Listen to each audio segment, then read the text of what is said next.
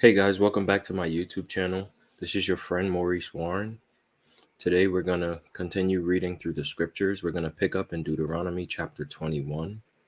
I'll be reading from the English Standard Version, but you guys are welcome to join me in whichever version that you like the best. I'm going to share my screen with you, and we're going to begin.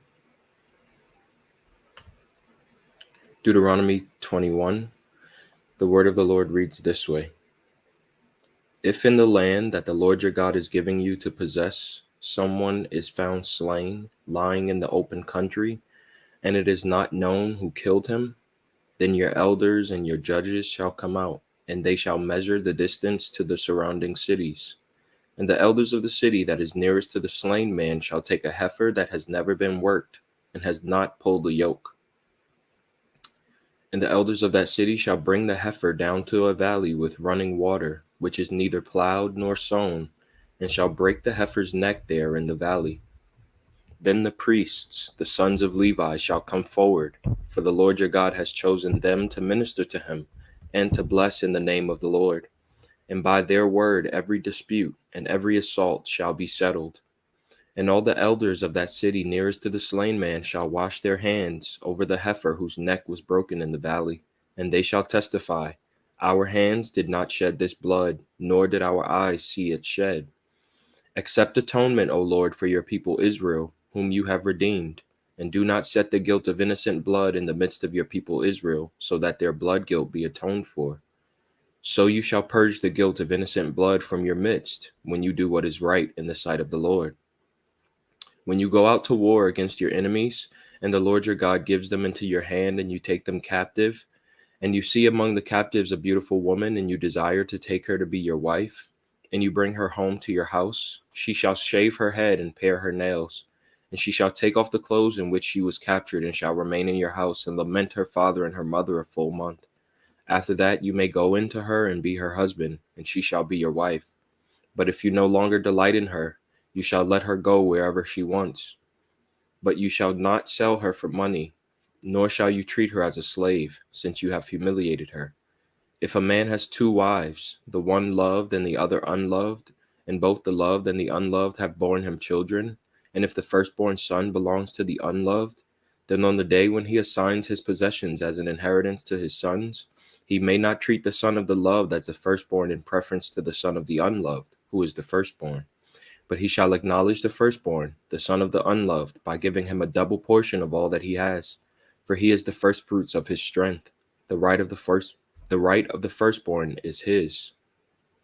If a man has a stubborn and rebellious son, who will not obey the voice of his father or the voice of his mother, and though they discipline him, will not listen to them, then his father and his mother shall take hold of him and bring him out to the elders of his city at the gate of the place where he lives. And they shall say to the elders of his city, This our son is stubborn and rebellious. He will not obey our voice. He is a glutton and a drunkard. Then all the men of the city shall stone him to death with stones. So you shall purge the evil from your midst, and all Israel shall hear and fear. And if a man has committed a crime punishable by death, and he is put to death, and you hang him on a tree, his body shall not remain all night on the tree, but you shall bury him the same day. For a hanged man is cursed by God. You shall not defile your land that the Lord your God is giving you for an inheritance. Deuteronomy chapter 22. You shall not see your brother's ox or his sheep going astray and ignore them. You shall take them back to your brother. And if he does not live near you, and you do not know who he is, you shall bring it home to your house, and it shall stay with you until your brother seeks it. Then you shall restore it to him. And you shall do the same with his donkey, or with his garment, or with any lost thing of your brother's, which he loses and you find. You may not ignore it. You shall not see your brother's donkey or his ox fallen down by the way and ignore them. You shall help him to lift them up again. A woman shall not wear a man's garment, nor shall a man put on a woman's cloak, for whoever does these things is an abomination to the Lord your God. If you come across a bird's nest in any tree or on the ground, with young ones or eggs, or the mother sitting on the young ones or the eggs, you shall not take the mother with the young. You shall let the mother go, but the young you may take for yourself, that it may go well with you, and that you may live long. When you build a new house, you shall make a parapet for your roof, that you may not bring the guilt of blood upon your house, if anyone should fall from it. You shall not sow your vineyard with two kinds of seed, lest the whole yield be forfeited. The crop that you have sown and the yield of the vineyard.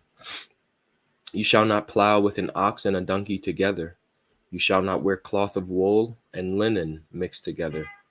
You shall make yourselves tassels on the four corners of the garments with which you cover yourself. If any man takes a wife and goes into her, and then hates her and accuses her of misconduct, and brings a bad name upon her, saying, I took this woman, and when I came near her, I did not find her, or find in her evidence of virginity, then the father of the young woman and her mother shall take and bring out the evidence of her virginity to the elders of the city in the gate. And the father of the young woman shall say to the elders, I gave my daughter to this man to marry, and he hates her. And behold, he has accused her of misconduct, saying, I did not find in your daughter evidence of virginity, and yet this is the evidence of my daughter's virginity. And they shall spread the cloak before the elders of the city. Then the elders of that city shall take the man and whip him, and they shall fine him 100 shekels of silver, and give them to the father of the young woman, because he has brought a bad name upon a virgin of Israel. And she shall be his wife. He may not divorce her all his days. But if the thing is true, that evidence of virginity was not found in the young woman, then they shall bring out the young woman to the door of her father's house, and the men of her city shall stone her to death with stones, because she has done an outrageous thing in Israel, by whoring in her father's house. So you shall purge the evil from your midst.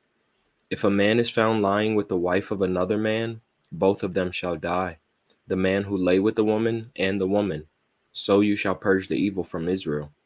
If there is a betrothed virgin, and a man meets her in the city and lies with her, then you shall bring them both out to the gate of that city, and you shall stone them to death with stones. The young woman, because she did not cry for help, though she was in the city, and the man, because he violated his neighbor's wife. So you shall purge the evil from your midst. But if in the open country a man meets a young woman who is betrothed, and the man seizes her and lies with her, then only the man who lay with her shall die. But you shall do nothing to the young woman. She has committed no offense punishable by death. For this case is like that of a man attacking and murdering his neighbor, because he met her in the open country, and though the betrothed woman cried for help, there was no one to rescue her. If a man meets a virgin who is not betrothed, and seizes her and lies with her, and they are found, then the man who lay with her shall give to the father of the young woman 50 shekels of silver, and she shall be his wife, because he has violated her.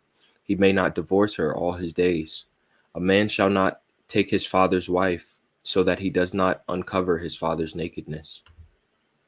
Deuteronomy chapter 23. No one whose testicles are crushed or whose male organ is cut off shall enter the assembly of the Lord. No one born of a forbidden union may enter the assembly of the Lord, even to the 10th generation. None of his descendants may enter the assembly of the Lord. No Ammonite or Moabite may enter the assembly of the Lord, even to the 10th generation. None of them may enter the assembly of the Lord forever, because they did not meet you with bread and with water on the way when you came out of Egypt, and because they hired against you Balaam the son of Beor from Pethor of Mesopotamia to curse you. But the Lord your God would not listen to Balaam. Instead, the Lord your God turned the curse into a blessing for you, because the Lord your God loved you. You shall not seek their peace or their prosperity all your days forever. You shall not abhor an Edomite, for he is your brother. You shall not abhor an Egyptian, because you were a sojourner in his land. Children born to them in the 3rd generation may enter the assembly of the Lord. When you are encamped against your enemies, then you shall keep yourself from every evil thing. If any man among you becomes unclean because of a nocturnal emission, then he shall go outside the camp. He shall not come inside the camp. But when evening comes, he shall bathe himself in water, and as the sun sets, he may come inside the camp. You shall have a place outside the camp, and you shall go out to it, and you shall have a trowel with your tools. And when you sit down outside, you shall dig a hole with it and turn back and cover up your excrement. Because the Lord your God walks in the midst of your camp to deliver you and to give up your enemies before you, therefore your camp must be holy, so that he may not see anything indecent among you and turn away from you. You shall not give up to his master a slave who has escaped from his master to you. He shall dwell with you in your midst, in the place that he shall choose within one of your towns, wherever it suits him. You shall not wrong him. None of the daughters of Israel shall be a cult prostitute, and none of the sons of Israel shall be a cult prostitute. You shall not bring the fee of a prostitute or the wages of a dog into the house of the Lord your God in payment for any vow, for both of these are an abomination to the Lord your God. You shall not charge interest on loans to your brother, interest on money, on food, interest on anything that is lent for interest. You may charge a foreigner interest, but you may not charge your brother interest, that the Lord your God may bless you in all that you undertake in the land that you are entering to take possession of it. If you make a vow to the Lord your God, you shall not delay fulfilling it, for the Lord your God will surely require it of you, and you will be guilty of sin. But if you refrain from vowing, you will not be guilty of sin. You shall be careful to do what has passed your lips, for you have voluntarily vowed to the Lord your God what you have promised with your mouth. If you go into your neighbor's vineyard, you may eat your fill of grapes, as many as you wish, but you shall not put any in your bag. If you go into your neighbor's standing grain, you may pluck the ears with your hand, but you shall not put a sickle to your neighbor's standing grain. Deuteronomy chapter 24.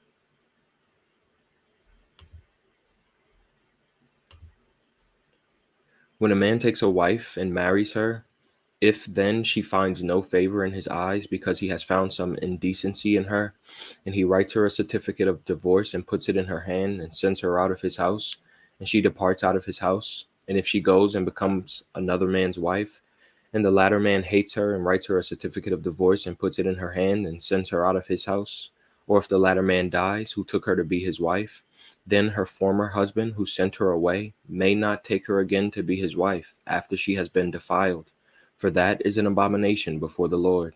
And you shall not bring sin upon the land that the Lord your God is giving you for an inheritance. When a man is newly married, he shall not go out with the army or be liable for any other public duty. He shall be free at home 1 year to be happy with his wife whom he has taken. No one shall take a mill or an upper millstone in pledge, for that would be taking a life in pledge. If a man is found stealing one of his brothers of the people of Israel, and if he treats him as a slave or sells him, then that thief shall die. So you shall purge the evil from your midst. Take care in a case of leprous disease to be very careful to do according to all that the Levitical priest shall direct you. As I commanded them, so you shall be careful to do. Remember what the Lord your God did to Miriam in the way as you came out of Egypt. When you make your neighbor a loan of any sort, you shall not go into his house to collect his pledge. You shall stand outside, and the man to whom you make the loan shall bring the pledge out to you. And if he is a poor man, you shall not sleep in his pledge. You shall restore to him the pledge as the sun sets, that he may sleep in his cloak and bless you, and it shall be righteousness for you before the Lord your God. You shall not oppress a hired worker who is poor and the needy, whether he's one of your brothers or one of the sojourners who are in your lands within your towns. You shall give him his wages on the same day before the sun sets, for he is poor and counts on it, lest he cry against you to the Lord, and you be guilty of sin. Fathers shall not be put to death because of their children, nor shall children be put to death because of their fathers. Each one shall be put to death for his own sin. You shall not pervert the justice due to the sojourner or to the fatherless, or take a widow's garment in pledge. But you shall remember that you were a slave in Egypt, and the Lord your God redeemed you from there. Therefore I command you to do this. When you reap your harvest in the field and forget a sheaf in the field, you shall not go back to get it. It shall be for the sojourner, the fatherless, and the widow, that the Lord your God may bless you in all the work of your hands. When you beat your olive trees, you shall not go over them again. It shall be for the sojourner, the fatherless, and the widow. When you gather the grapes of your vineyard, you shall not strip it afterward. It shall be for the sojourner, the fatherless, and the widow. You shall remember that you were a slave in the land of Egypt, Therefore, I command you to do this. Deuteronomy chapter 25, and this will be the conclusion of our reading today. If there is a dispute between men, and they come into court, and the judges decide between them, acquitting the innocent and condemning the guilty, then if the guilty man deserves to be beaten, the judge shall cause him to lie down and be beaten in his presence with a number of stripes in proportion to his offense. 40 stripes may be given him, but not more, lest if one should go on to beat him with more stripes than these, your brother be degraded in your sight. You shall not muzzle an ox when it is treading out the grain.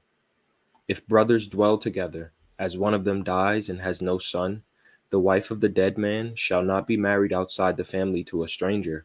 Her husband's brother shall go into her and take her as his wife and perform the duty of a husband's brother to her.